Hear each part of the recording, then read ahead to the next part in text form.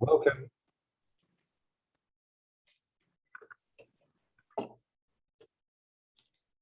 Welcome, Anton. Okay, thank you, Mark. My talk is about social augmented reality, a topic that has not been in the conference until now, I think. The overview of my talk, I will start with augmented reality, introduction to augmented reality. Maybe some of you are familiar with it, but nevertheless, it's useful, I think, to introduce it. Then I will talk about social signals, nonverbal cues in face-to-face interaction.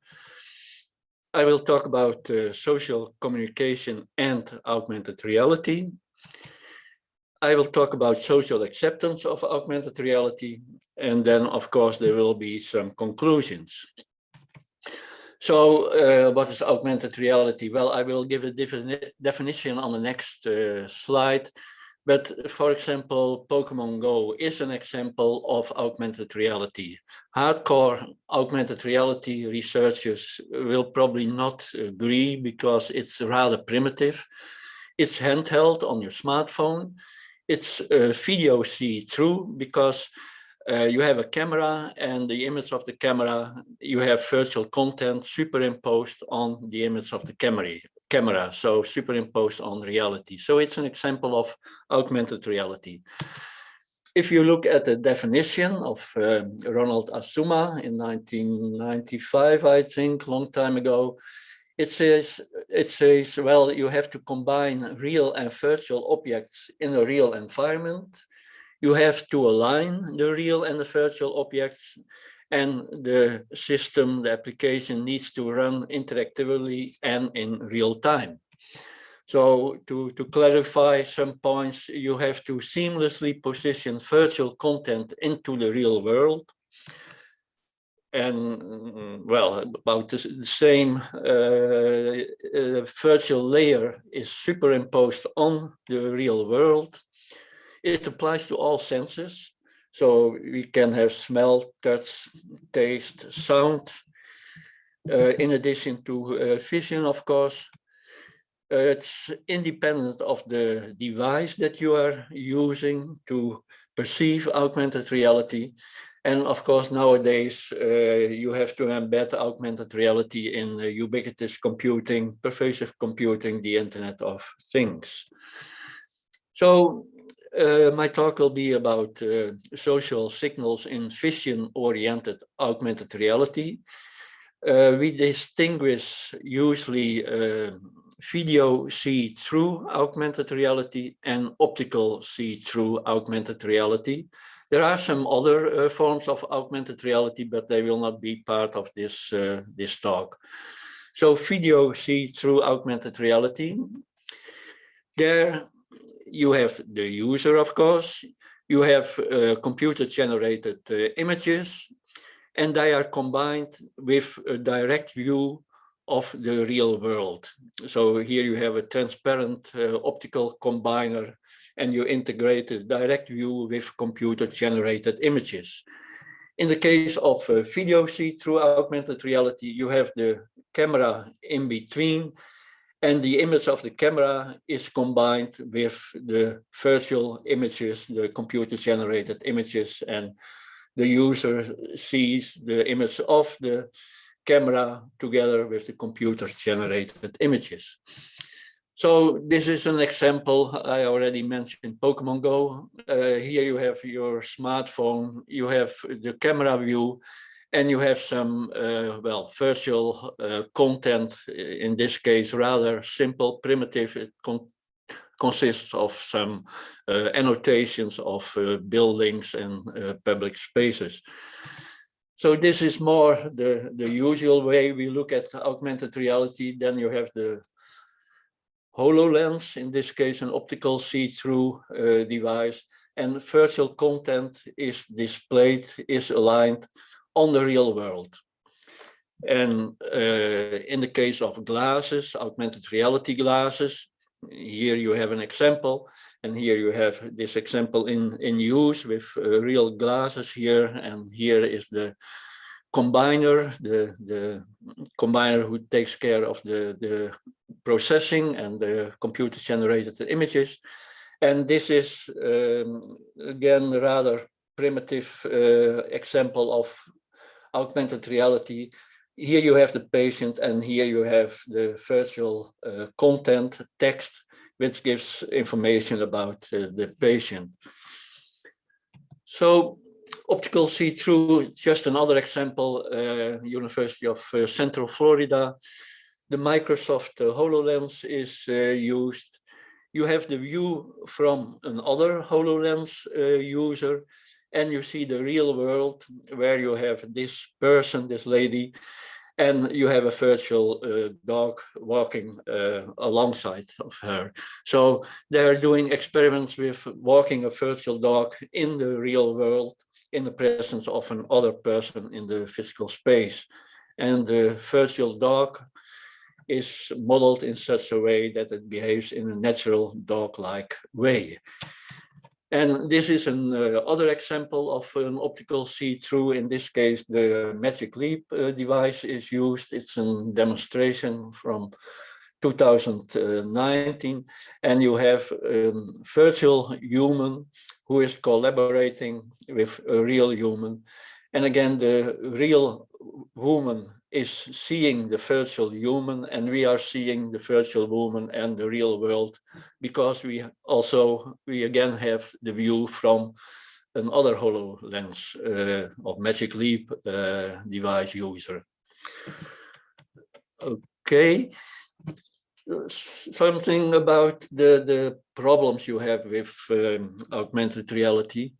Here you have the view of a virtual human on a virtual wheelchair entering a real room.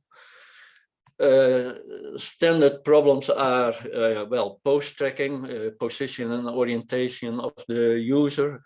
You have a limited field of view where you can place the virtual content.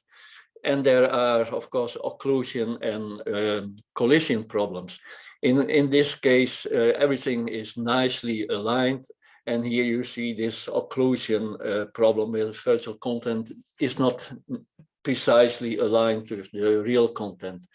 And there are other problems too. For example, you have the real world, you have a real room over here.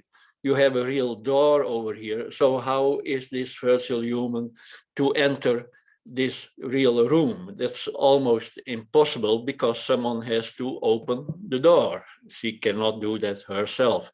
Okay, maybe in the future, if augmented reality is more embedded in the Internet of Things, then there can be a solution for that problem, for those kinds of problems. Just to show you how many sensors you have on such an augmented reality device, on a head-mounted device, in this case the HoloLens. So you have 4 head tracking cameras. You have let's say a more regular front-facing camera, and you have a depth camera for modeling the environment, for taking care of occlusion problems. And there are a lot more sensors, GPS, inertial measurement, gyroscope, things like that. So just an example to show you how many technology is included in these augmented reality devices. And maybe in the future, we will have all these kinds of sensors included in augmented reality glasses. So for example, Facebook is working on the ARIA augmented reality glasses, where indeed you have the regular front-facing camera, you have tracking cameras for tracking head movements, hand movements, movements of objects. So it's possible to grasp certain virtual objects. There can be dynamic virtual content. And even more to the future, we will probably have, at least companies are working on it, we have augmented reality contact lenses. So where the image sensor, so the camera, is in the contact contact lens, you have motion sensors, you have biosafe batteries. And of course, there is a connection with a controller or with your smartphone. So you can also enter the internet and information that is in the cloud. But this is something which is probably, well, not feasible in the next 20 years, at least that would be my estimate. What about augmented reality in a social context? So what about augmented reality in face-to-face interaction, and especially the non-verbal cues? Well, let me give you an example. This is a lady, she is listening, at the end she is saying something, and she is in a meeting with two persons, and just look at her face and see what is happening on her face. It will give you a lot of information about what she is thinking about the discussion. Focus, you know, if this is a push button controller, you can send this remote control everywhere in the world. Yeah. The same one. If you have the language, you have to that's why we have to do language adaptation. In the first context, the voice gets softer. Yes. Can you fix this? For example, even for different families, we have to do. Really? Yeah, we have to do adaptation to. Yeah, we have to take care of the. Okay, she is almost smiling. She is interested. She is a little skeptical about what other people are saying. And she's really using facial expressions at the end in order to, well, say something that is very doubtful, that's very complicated, what the other people are discussing. So social signals, non-verbal cues are very important. Usually our attention is focused on words, but at the same time we are immersed in a rich non-verbal world, influencing not only the meaning of words, but also our perception of the social context. So for example, for these two people, the posture is important, the height is important, the height relative to the other conversational partner, mutual gaze is important, vocal behavior is of course important, gestures are there, and the interpersonal distance. So these are examples of behavioral cues that are important in face-to-face interaction. And we can look at it in a more global way. So we have the behavioral cues I talked about, and these include also, well, the appearance, the clothes, things like this. So a little more global, it's about physical appearance, it's about gestures and postures, it's about face and eye behavior, it's about vocal behavior, it's about space environment. And with all these non-verbal cues, you are in fact sending messages. So there are functions of forming impressions or expressing emotion, sending relational messages, managing the interaction, of course, sending messages of power and persuasion, and deceiving and detecting deception. So non-verbal communication, or the non-verbal aspects of face-to-face conversation, they are based on non-verbal behavior cues, the codes, and the functions. So what if we don't see the face? And especially with, let's say, rather bulky devices, it's very difficult to see the face, to see the facial expressions. And you're looking at virtual content and you're not always aware, it's not always possible to be aware of all these non-verbal cues. In this situation where these two people are discussing the architecture of this building, in a situation like this where three people are in the audience, or even in the case of the virtual human, so the virtual human needs to be aware in a good conversation and in a good collaboration, she needs to be aware of the non-verbal cues that are displayed by the real woman in this example. And well, this is not really serious, but if you have this situation, then of course it's almost completely impossible to talk about non-verbal cues that can be obtained from the face of one of the participants in the conversation. But okay, about non-verbal cues and user profiles. So what can we use in augmented reality? Well, first of all, we can use the augmented reality device for real-time capturing of non-verbal cues. So we can also use, if we know the person we're talking to, then of course we can use online or offline collected information, digital profiles or digital selves. And also this information can be used to support the interaction. So, and the information that can be obtained either from real-time capturing or from, let's say, social media, the internet in general, this information can be rendered on or around the subject's face, head or body in the virtual layer of the augmented reality. So about real-time capturing of non-verbal cues, well, the augmented reality devices, they have sensors that can capture effective information from the conversational partners.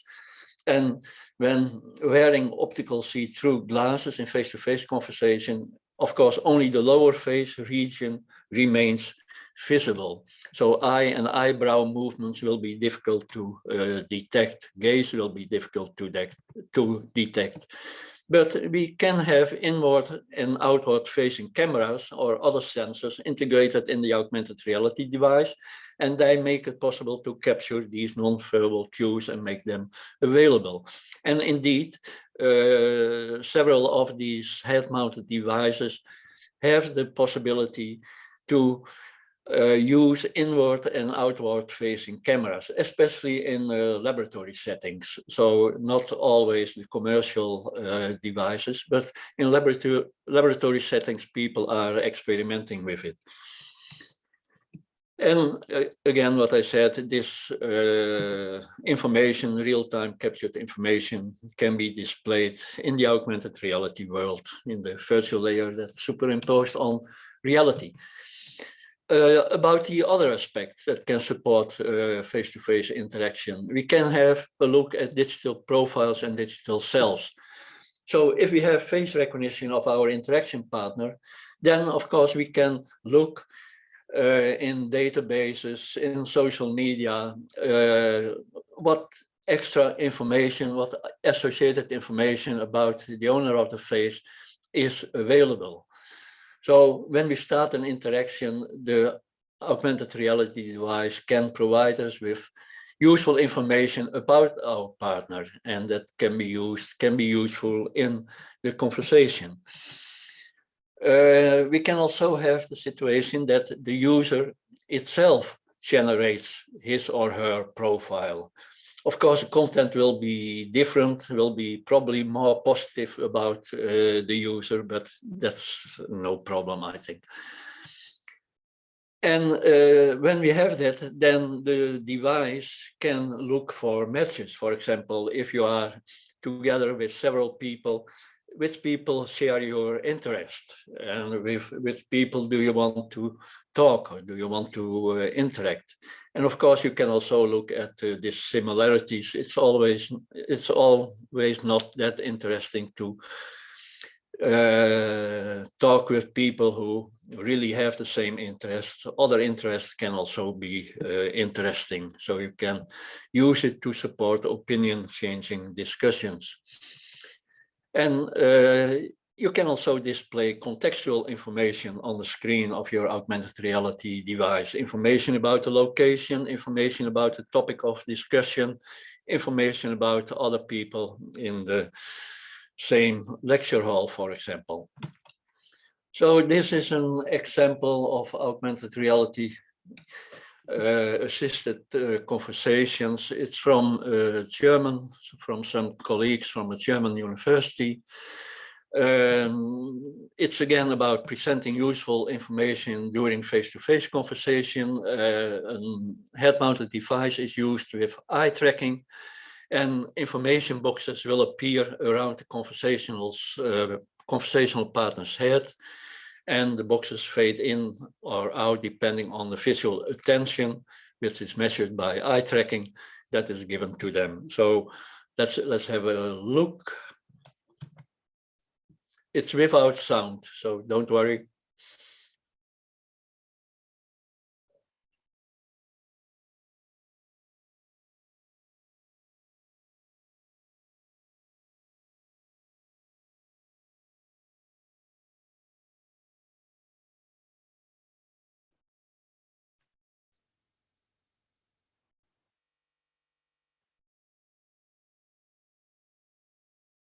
Okay.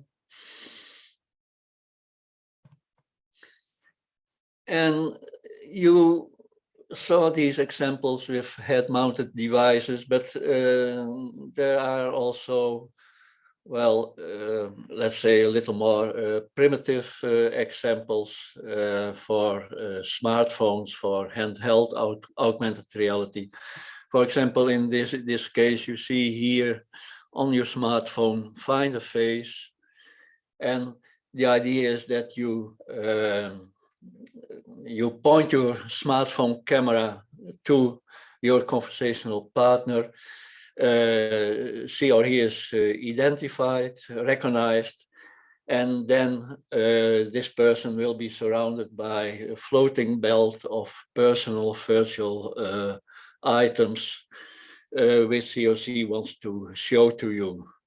So it's an example of a simple augmented reality application. And here you see this information appearing after the person has been identified. So facial recognition, identifying the person, and the person's, well, content, virtual content is displayed around the person. So one of the problems, if you look at these examples where you use virtual content in face-to-face interaction, is of course, will people accept it? Is it acceptable that things like this are happening? And I will look especially at the case of Google Glass, which was introduced 7-8 years ago. But first, what are these people doing? Well, I can show you. It's a rather well-known picture, I think. It's from 1952. And all these people were using Polaroid spectacles in order to see a 3D movie, the first feature-length motion picture in 3 dimensions. And the picture got a lot of criticism.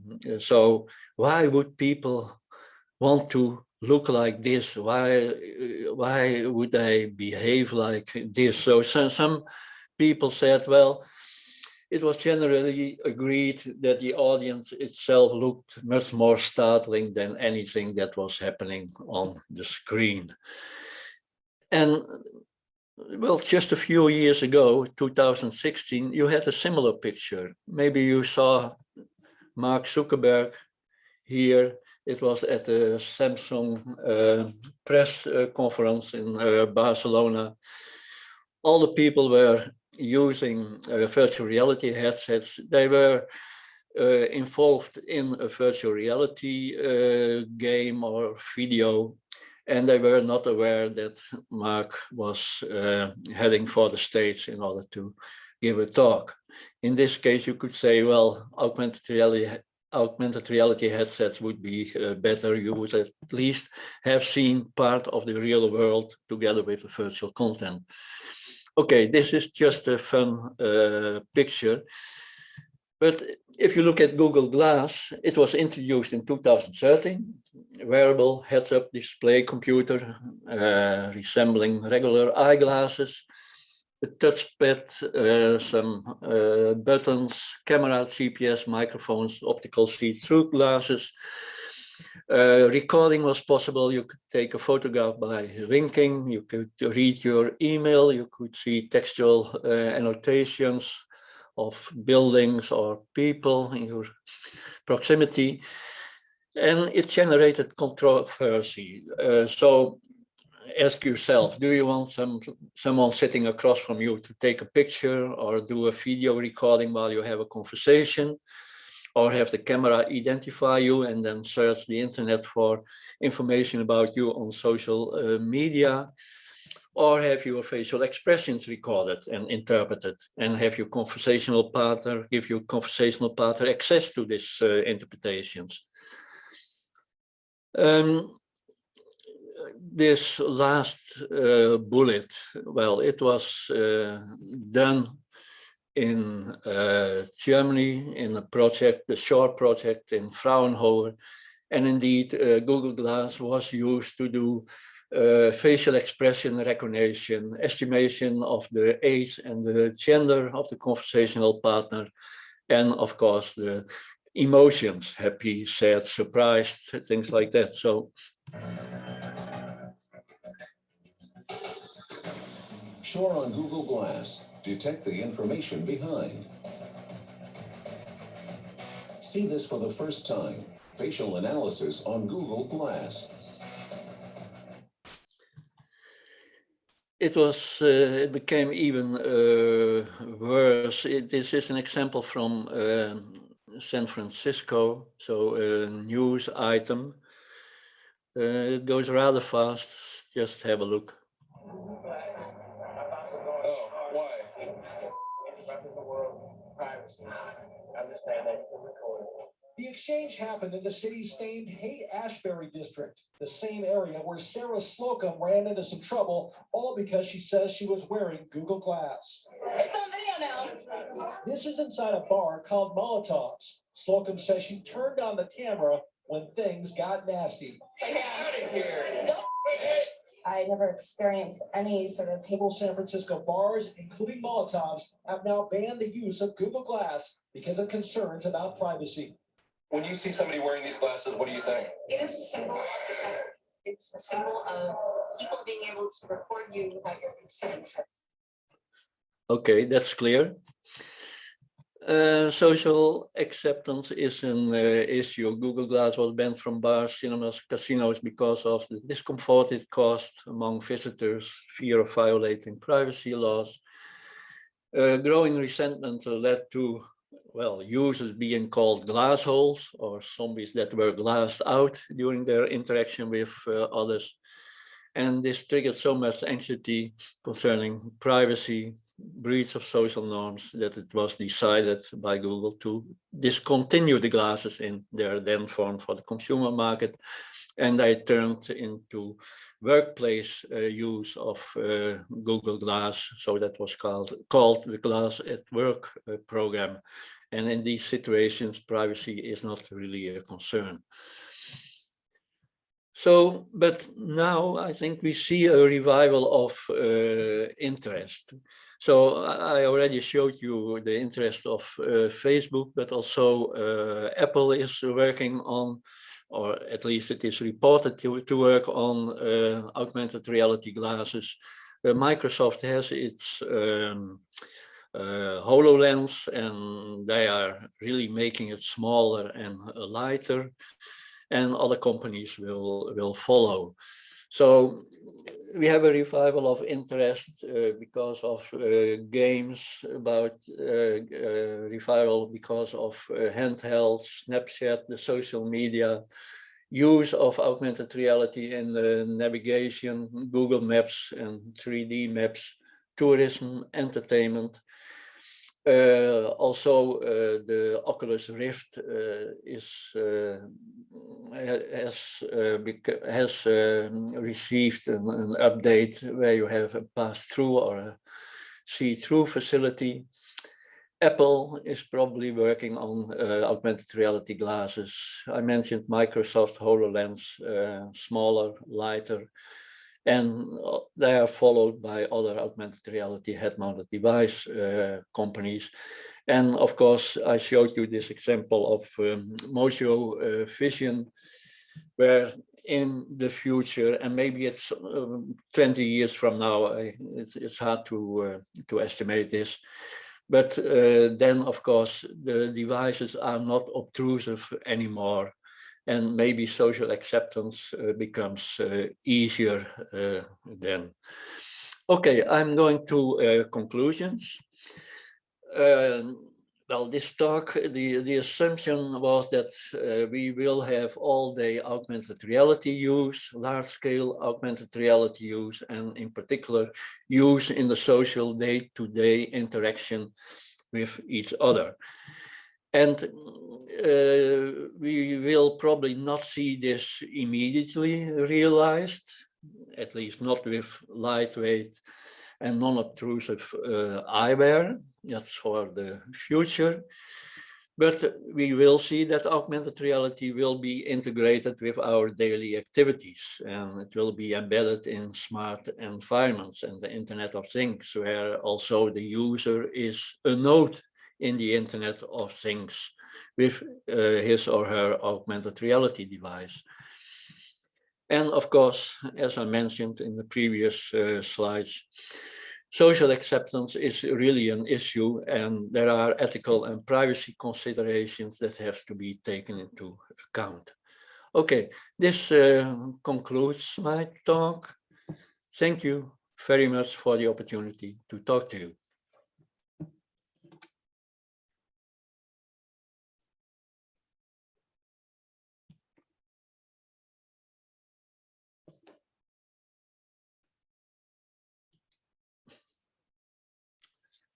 Thank you.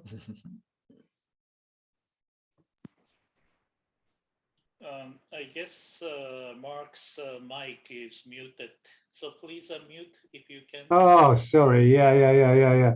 I was just saying, what an interesting talk, and very enjoyable, Anton. Thank you very much. And thank you. We've got plenty of time for questions now, yeah.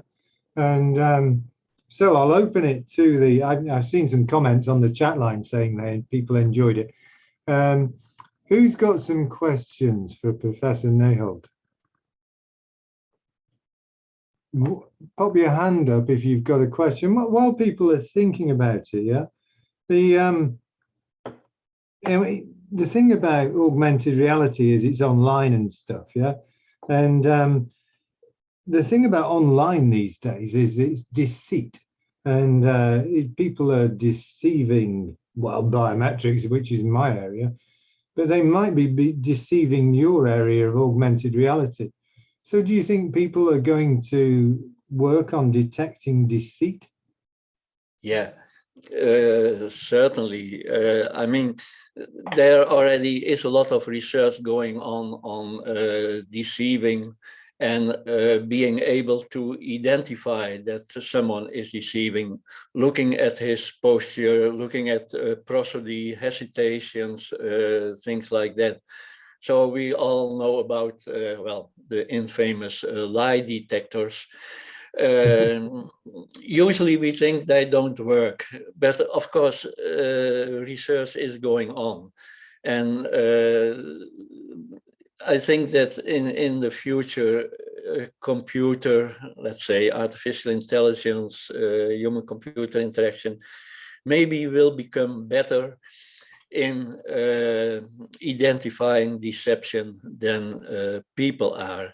It also depends, of course, what people allow. So if you don't see someone, it's easier for that person to deceive you if you just hear his voice. The voice gives some information.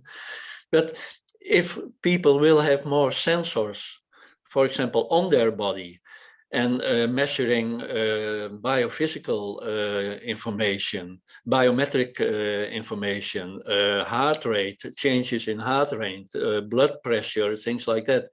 And people are already wearing these devices, for example, for fitness reasons or for medical reasons. So you can receive a lot of information about a particular person while he or she is interacting with you.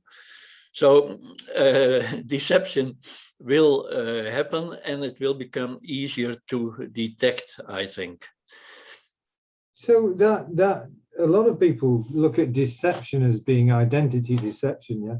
but you did touch on the fact that people could be acting. And, lie detectors don't work when people can pretend not to be lying. Yeah? So do you think we'll really be able to detect people who are acting rather than giving a true version of themselves or whatever? Well, this is really an issue, an ethical issue. If people are aware that they are looked upon, then of course they act differently than when they are in an anonymous situation. You saw this example of Google Glass that was used in the bar.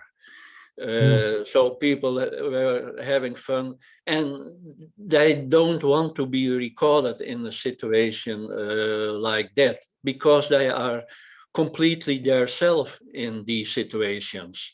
So they are relaxing, and they don't want any interference with technology at that moment. At least not when others decide about the use of that technology and they are involved. So there is a problem that people act less natural if you are using these kinds of augmented reality devices, because they are more careful. What is the other person doing? What is the other person knowing about me? Things like that. So yeah, that's really an issue. We do not want less natural interaction because of technology, but we want the technology to support the interaction and have smoother interaction.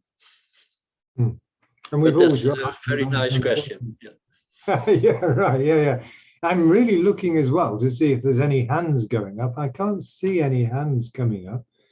Does anybody have any questions, Professor Nijholt? Well, while we're waiting on that, there was another question. Yeah, you said that the privacy that might be resolved when the devices become smaller. Yeah, does that? Well, people are very sensitive on privacy, which I can't really understand. Yeah. But does that mean people will just refuse to allow people to wear spectacles in bars if you can hide a microphone, yeah, and a camera, yeah? Will people then just be incredibly sensitive and then just ban you from wearing specs at all? Mm-hmm. Yeah.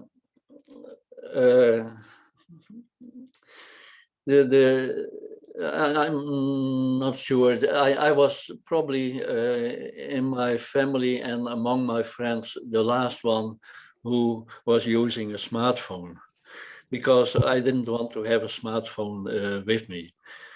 At this moment, it's impossible to live, well, at least my life, without smartphone. I don't have access to my university computer from my home if I do not have this extra password, and if I do not have this extra message on my smartphone that I'm allowed to go there. So smartphones are, well, accepted everywhere, and it really depends, I think, on the younger generation, let's say it that way. It seems that privacy is hardly a very important issue anymore for them. So all the information people put on the social media, I wouldn't do that, but I'm already doing it a little more than, let's say, without social media. So it may be a question of time that people get used to it and just accept that there is the chance that they are being recorded, that someone else has more information about them than they have themselves. That's possible, and things like that. And yeah, I feel a little creepy. I think it's a little creepy, but I'm not sure how, let's say 20 years from now, people will behave with this kind of technology. Yeah, sure. And the acceptability is crucial to its deployment. Right. Yeah. Well, I'm trying desperately to encourage some questions, yeah, from the audience. Yeah. Okay. It's it's no problem if there are no questions. People maybe are longing for the evening in Japan. It means that you covered everything very well indeed, and it gave people no opportunity for questions. And that's a reflection on the excellence of your coverage. I think people can always email me. I will certainly answer every email. Also, the chat window is still there, but please feel free to ask questions by mail after the conference. If you are interested in papers about this topic, so I wrote. Well, there is a question. Yeah, okay. There is a question in the chat line. Yeah. People having difficulty going to see the doctor. Yeah. So they have to use VR in some form. Yeah. What do you think about the role of VR in telemedicine? Yeah, okay. I think I should answer the question with augmented reality instead of virtual reality. But indeed, you can have, augmented reality in that kind of applications. But you should realize that at this moment, augmented reality is usually about things that are 5 or 10 meters away from you. So the virtual content is displayed in the real world, which is in fact close to you. So if you really want to combine virtual content with real content, you cannot do that remotely. Well, you can do it remotely, but that's a quite different situation than I talked about now. So I think Arafat Rahman, who is asking this question, I should suggest that he really goes to the doctor and has physical contact with the doctor and allow the doctor to have physical contact with him. And I can imagine in a future scenario where you indeed have haptics, where you have touch, artificial touch, that at least the doctor can give some demonstration of what's going on or what he is suggesting. But just have telemedicine as you have it now, combine it with augmented reality, I cannot think of a very good application. But maybe someone else can, I don't know. Cool, okay, right, it's time to move on to the prizing award session. So thank you very much then, Professor Nijholt. Thank you very much. Okay, thank you. Cheers. Okay, Mohammed, it's over to you now. Hi. Thank you very much. Thank you, Anton and Mark. That's wonderful to have you both. We are delighted. So now our award and closing, not closing because tomorrow we have industry session. So the award ceremony will start. So I would like to request Professor Kamal, Program Chair of ICIEV, and Professor Atsushi Inoue, General Co-Chair of ICIEV, just to say a few things, and then we'll request Mark, Nixon, and Anton to just to say a few words before we announce the awards. Thank you. So Atsushi and Kamal Sensei, please. Yeah. Should we start Kamal now? Sensei, go first. Yeah. Okay. Good evening. I am Kamal from Gunma University. And as most of you, the authors and reviewers, you know, I keep you reminding, annoying to send by sending too many review reminder. So anyhow, it's a long journey and we are almost at the end of our conference. We could not make it successful without your support or participation. over the months, I see in various ways.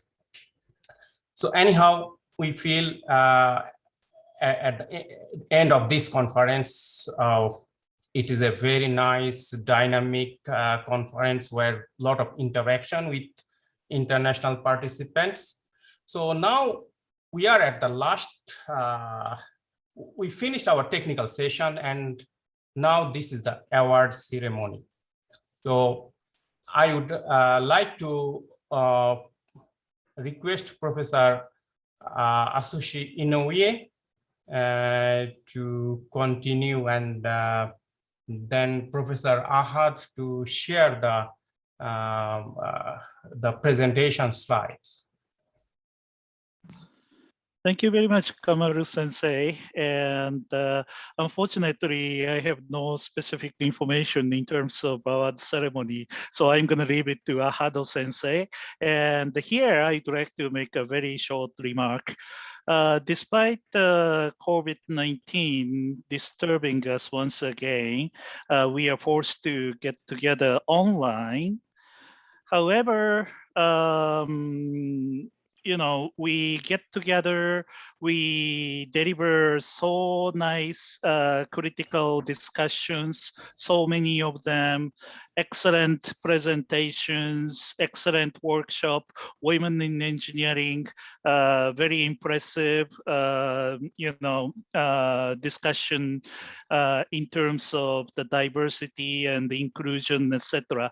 So this conference, once again, it's so wonderful, so inspiring, while it is so informative.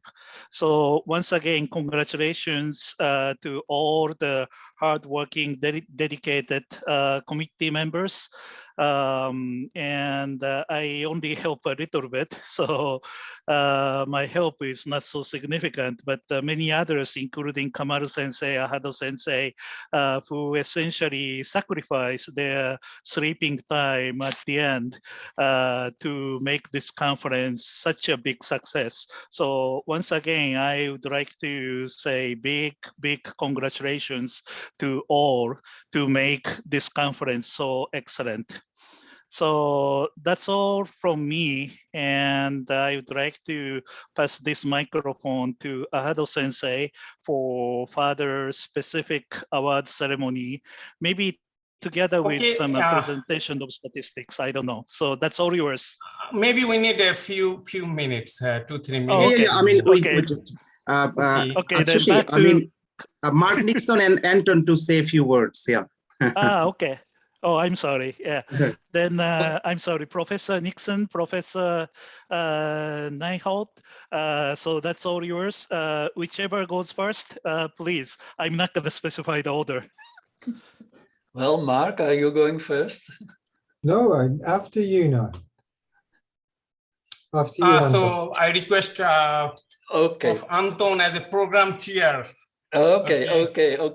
Just give us some remarks. Well, let me say this was the 10th ICIEV. It was the 5th IVPR. We already heard about the history of the series of conferences during the opening sessions. We heard many keynotes and invited speakers and many sponsors that have contributed to this series of conferences. So we were in Dhaka in 2012, without me, unfortunately. 2013 again Dhaka, 2014 Dhaka, Kita Kyushu. I was in Dhaka in 2014, I remember. And in fact, I was at many of the other conferences, 2015, 2016, 2017, I remember, because I ended up in hospital in Japan, and I got a lot of support of the people there and the people involved in this conference. So in fact, it turned out to be a very nice time with very good memories. Well, with this one, I attended 6, including the one in hospital. I must say I really miss the physical conferences, see and talk with speakers, with people from the audience, see the audience, especially to see the audience, to see and meet friends during social events. But apart from that, I think we can certainly be satisfied with this one. It will go into history as a record-breaking conference, which it should be, of course, in this year of the Olympics. So also this conference in Japan, well, had a new record of participants. I would also congratulate the gold, silver, and bronze winners and all other winners of prizes. It's worth mentioning that the gold winners are from the University of Dhaka and from, I think, Khulna University. Oh, not yet, Anton. Well, I don't mention the people. I don't mention the papers. Okay. All right. All right. Okay. Well, we had a great number of participants. We had great single track sessions, keynotes, women in engineering session, and how it's called, the work in progress session. And tomorrow there will be, of course, the industry session. It will be no secret for anyone who attended this and previous conferences that they would not have been possible without the extreme efforts of Professor Mohammed Atiker Rahman Ahad from the University of Dhaka and from Osaka University too. So I would conclude this short contribution to the closing session with expressing my sincere gratitude to him and his team. And I'm sure all of you will agree with this gratitude that I express here. Thank you very much.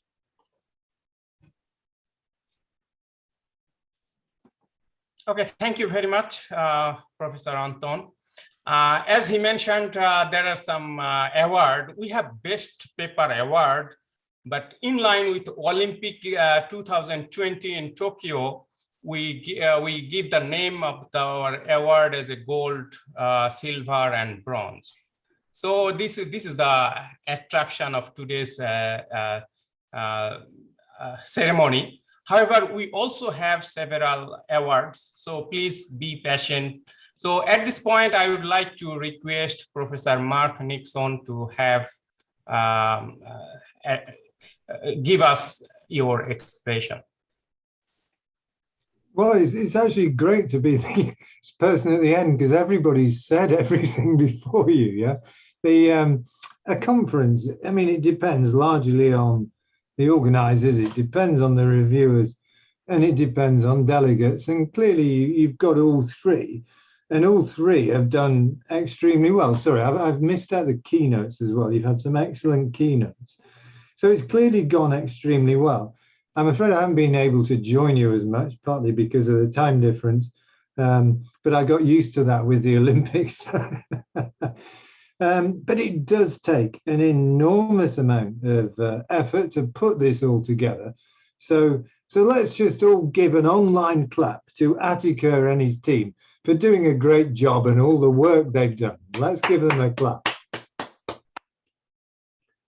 So it is, like Anton said, it's a great pity it's online, and let's hope next year we can be physically present, and I think that's good for everybody involved, because we just need to talk to each other, and science is all about the genesis of ideas, and that just tends to come from personal contact and relaxed conversation, and perhaps lubricated by a certain amount of beer and good food, and then we'll get more ideas, and that is what science is about. So you've got some prizes. I'm looking forward to hear of these gold, silver, and bronze awards. Yeah, and so let's move on to the prize session.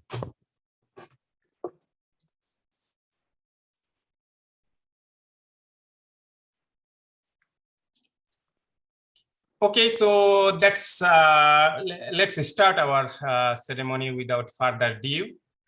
Okay, this is we are marking the 10th ICIEV and 5th IVPR conference. So we have papers from 20 countries, and so far in this conference, 3 days, we have 314 plus participants. So I think we are very successful in this sense. So the award selection members, we have these following members, our program chairs, and other the members of the conference organizing committee. They evaluated our papers, the selected papers, and they evaluate in terms of marking, then scores, then based on that, we have decided the final results. So I would like to thank all these technical members who helped us in deciding the paper for the awards. So these are the participants who we should mention here: Professor Yamanaka, Professor Liliana, Professor Richard Hartley, Professor Fukuda, Professor Shankar Kepal from India, Professor Puri, Professor Mark Nixon. So we should also mention that we have a special session in Women in Engineering. And I think most of the participants enjoyed this session. So here we have some information. We can go for the details of the award ceremony now. So at first, let me explain the category. So this is the 10th conference of ICIEV and 5th conference of IVPR. So we have found some the papers that were published earlier and have some impact in terms of citation. So what are those influential papers? So I would, at first we will go to recognize those papers. Then we'll go for a specific category award. One is Emerging Researcher Award. Then we have Work in Progress Award, Women in Engineering Award, then the regular category, Best Presentation Award, and finally the Best Paper Award. So at first, I would like to request Professor Ahad to take over and thank you. So actually this year, for the first time, we introduced the Emerging Researcher Award.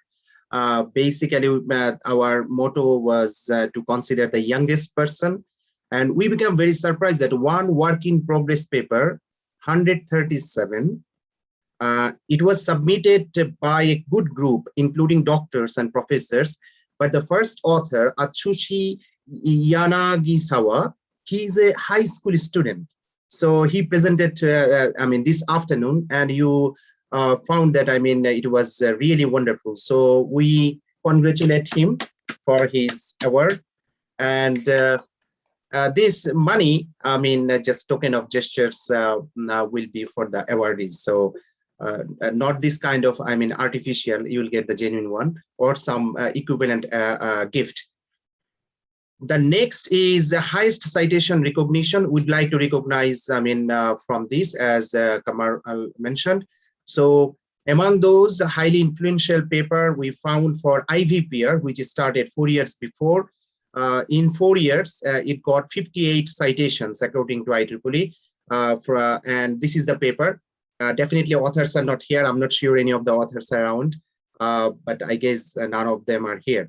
The next one, highly influential paper from 2013, As I recall, the authors were from Brazil. It was surprising because that was the second time we organized ICIEV and people traveled from Brazil to, young, very handsome guy. So their paper had the highest number of citations. And the last one, in terms of patents, so it has industry impact. So it was cited by 20 patents in the last 5 years or 4.5 years. Basically, the work was done in Taiwan under Human Samani and Shidu Jaman, but Shidu Jaman moved to China and he finished his PhD this year, and Human moved to most likely in UK. So we thank them and we'll share the information to them. Then next awards will be presented by Anton. So Anton, are you ready? Please unmute yourself. Yeah. Okay, great. So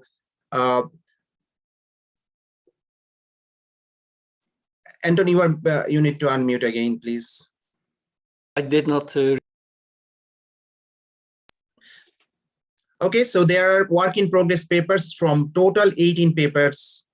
You just announced the award. Okay, I just announced the award.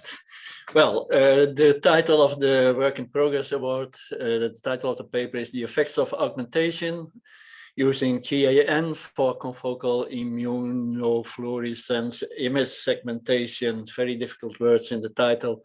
Authors are Daiki Katsuma, who presented, and Hiroharu Kawanaka, Bruce Aronov, and Surya Prasad. Congratulations to you. Then paper ID 99. So the title, Development of an Optimal Traffic Coordination System for Connected and Automated Vehicles. Authors presented by Yuta Sakaguchi, ASM Baki Bila, Kotaro Hashikura, and of course Kamal, who is here in the audience and in the organization, and Ku Yamada. Congratulations to these authors.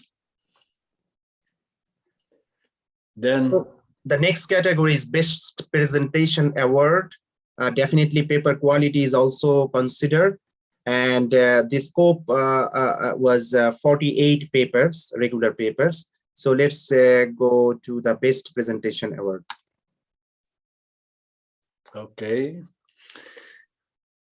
Well, congratulations to Temuga Batpurev from Kyushu University, Institute of Technology, Tomohiro Shibata, Junpei Matsumoto, and Hisao Nishio for their paper Automatic Identification of Mice Social Behavior through Multimodal Latent Space Clustering. Congratulations. And the Best Presentation Award 2 is for paper with title CSV-CNet Code Switched Voice Command Classification using Deep CNN LSTM Network. Authors are Aroa Yasmin, Faria Iraman, Sabir Ahmed, and Hassanul Kabir. Congratulations to you. So this category is Women in Engineering Award. I mean, they are out of the 48 papers, 11 papers, the first author as women. And I am delighted as a Bangladeshi, but definitely 8 from Bangladesh, 1 from Canada, 1 from India, 1 from Japan. So this photo is not designed by me or us, it is from YouTube. So among those, 11 papers, based on the quality shortlisted and their first author as women and other scores by many experts, it goes to. Well, so it turns out that at least Bangladesh is a very emancipated scientific community, but this award goes to Deep Learning-Based Framework for Shipping Container Security, Seal Detection. Authors are Sheila Barami, Ransang, Rakiba Raihana, and Zheng Liu all from the University of British Columbia. So congratulations to them. Congratulations. So authors, if you're around, please stay here, because at the end you can show your video and then we can take one photo together. The award is, remember, don't miss it out. So now Mark Nixon, you will announce the award for best papers and one by one. Mark, are you here? Yes, I am. Yeah, so, okay. I mean, Spotlight, you are here. Great. So for the best paper award, it was open for the 48 regular papers, like 43 papers for IEEE Explore out of 137 submissions, and International Journal of Computer Vision and Signal Processing, another 5 papers. So among those papers, we'll go from the reverse way as per the Olympic. So the next one, the bronze. Okay, the Bronze Award is to the paper titled "A Residual Network with Focal Loss to Handle Class Imbalance on Nurse Care Activity Recognition," and it comes to 2 people from the University of Dhaka, Mamum Sheikh and Rakib Sayam, and Atika Rahman, who, as we well know, comes from Dhaka and Osaka. Congratulations to all 3 and for an excellent paper. So basically, there are 2 bronze because they got the equal score. Yeah, they got the equal score. Well, I mean, I think with a bronze, you still won a prize. It might be bronze, but you've still won a prize. Yeah, so well done. And the second bronze paper award was on content-based news recommendation engine using hybrid feature modeling. And both authors are from Anna University, and they are Sashank Sridhar and Soumya Sanagarapu, if my pronunciation is correct. Congratulations to both of you on your excellent paper. Yeah, Anna University is from India. So it's a very good university in India, very popular. And then the next one is silver. Okay, so for the Silver Award, it's on automated pain estimation based on facial action units from multi-databases, yeah? And so there's 2 authors from Labrai, and that is Martu Vu and Marie Bueton-Emma. And from Lucene, we have Pierre-Yves Desaunay and Marine Coty-Azlous. Congratulations on your Silver Award and on an excellent... Yeah, as I recall, they are French. They are from France. So I wondered, yeah. And now we get to the gold award. Oh, well done indeed. And it's on a, look at this for a paper title, Sensor Data Glove for Real-Time Static and Dynamic Hand Gesture Recognition. That sounds fantastic, yeah. And it's from Mohammed Hassan Atik Faisal, University of Dhaka, from Farhan Fuad Abir, again from the University of Dhaka, and Mosaba Uddin Ahmed, who is also from the University of Dhaka. So congratulations on an interesting and topic. Again, the gold has, 2 papers, the same score by, many experts. So we need to see the next one. Let's move it. Crikey. So the second best paper award is on automated rehabilitation exercise assessment by genetic algorithm optimized CNN. Well, congratulations. I think that's hard to tell between the 2 just from their titles, yeah? This paper comes from Mohammed Johir Raihan from Kulna University, Mohammed Atika Rahman from Dhaka and Osaka, and Abdullah Al-Nahid, also from Kulna University, who presented the paper. Congratulations. So that's 2 papers worthy of a gold prize. Well done to all the authors of those papers. Thank you very much, Mark Nixon. So just to mention, our award is over, but tomorrow there will be Amazon Web Services, a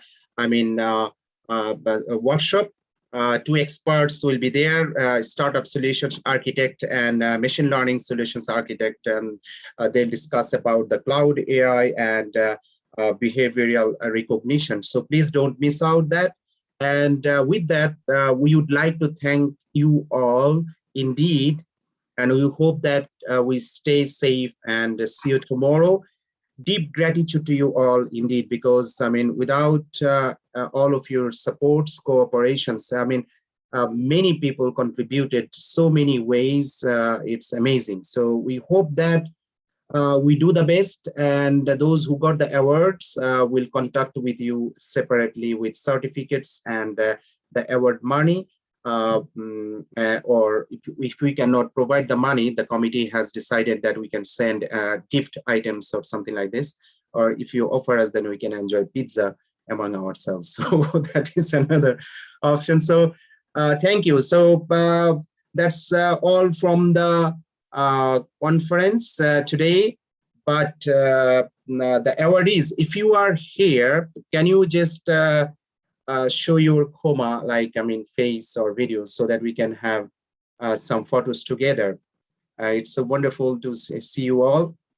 Yeah, and I mean, let's remove the spotlight from the big people to the youngest excellent people. Yeah. So awardees, you are here. You can, I mean, just raise your voice or something. I don't know how to say. Hello. Yeah. Oh, we can see now. All right. Okay. So we have people. Good. All others can also show your face. Farhan, you can. And Atik is showing. Professor Musabbir is here. Or Professor Nahid. Yeah, Stefano is here. And Vu, are you around? All right. And if I recall, I forgot her name, from Canada.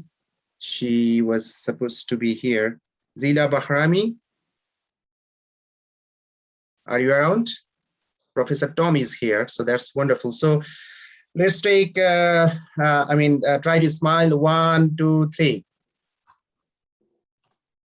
All right, so this first one is done. Second page, if you can show your Emiyuda Sensei, Wadada Sensei, and others.